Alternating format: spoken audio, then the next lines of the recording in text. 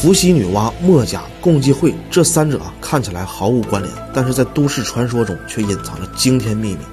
今天的故事呢比较悬，大家听听就好。伏羲女娲手里拿的龟和锯和共济会的标志可以说是如出一辙。首先我们先说伏羲女娲的形象，人首蛇身，并且身子还缠绕到了一起。伏羲吃龟，女娲吃锯。在淮南子古籍中记载天地之大，可以龟表实也；星月之行，可以力推得也。也就是说呢，龟和锯是测量天文和地理的工具。那么和共济会标志上的这个龟和锯有什么关联呢？首先我们从时间维度上考证，伏羲女娲是我们上古时代的神，所以时间也非常的早，大概出现在6000年到8000年之间，甚至1万年以上。而根据共济会宪法的第1章立法篇中说，共济会起源于公元前4000年，是由一群石匠所建立的。那么说共济会他们至少也有6000年以上的历史了，所以从时间线上看，共济会和女娲伏羲可能存在着时间的重叠。而共济会存在的目的是为了建立一个新世界秩序。但说到这里，一面是创世神，一面是一群石匠，依然找不到太多的关联。但是这两者之间又有一个神秘的学派——墨家。墨家的老大是墨子，他的存在又仿佛是神一样的穿越者。在春秋战国时期，百家争鸣。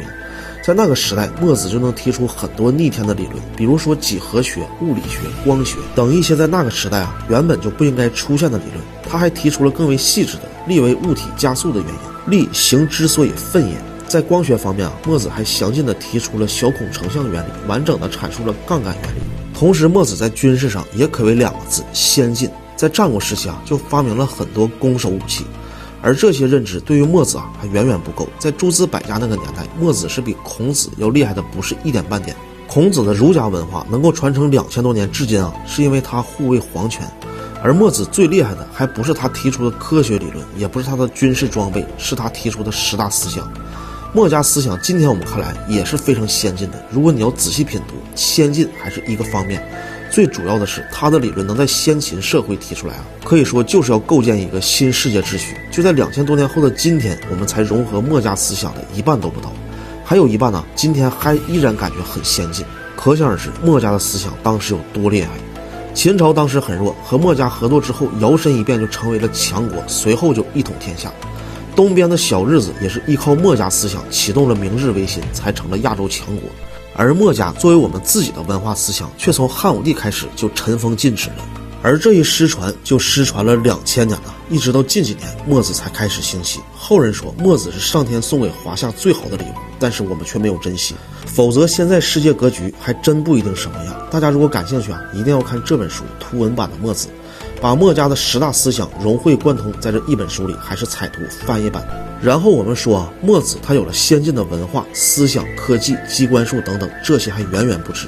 传说墨子出行时还会携带龟尺，在当时那个年代有战争时，他们就发动墨家弟子去帮助弱势一方去固守城池；没有战争，他们就散落民间做木匠、石匠，帮人盖房子，加入劳动。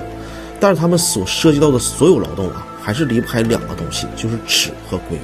并且在墨家思想里还有这样一段话：我们有了上天的意志，就好像制车轮有了圆规，木匠有了方尺，轮人和木匠拿着他们的龟和尺来度量天下的方和圆。由此可见，圆规和直尺对于墨家来说也是上天的意志。这和淮南子中记载伏羲女娲的龟和尺这段原文是不是表达的意思大概一致呢？而除此之外，其实很早就有人猜测说，墨家的墨子他一直都隐藏着一个超越一切的野心，那便是历史上很多墨家弟子都深深地进入各个诸侯势力当中，在他们各个诸侯国当大官。而有人猜测，这些墨家弟子就是墨家操控世界天下的棋子。表面上我们看这个世界是由君王所操控，实际上墨子才是世界背后的无地之君，而偏偏就是共济会这个最大的传说，他们不就是暗中操控了世界吗？所以不能怪后人多想因为墨家和共济会确实存在着太多的巧合。而伏羲女娲和共济会看起来它没有什么联系，但是把墨子放在中间，又仿佛让人脑洞大开。